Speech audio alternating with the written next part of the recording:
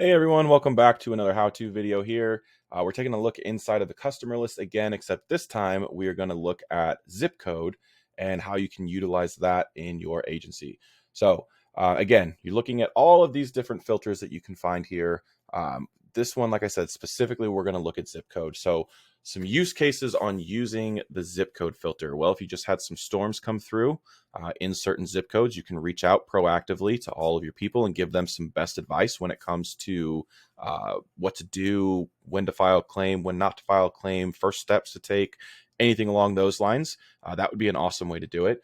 If you are also putting the zip code in for any type of, I don't know, businesses in the area, right? So maybe you've got your personal lines customers, but they have commercial as well, or they have a business but you weren't able to write it. You can look at that zip code. Oh, now I've got a market for this in these zip codes, this property market that I now have available.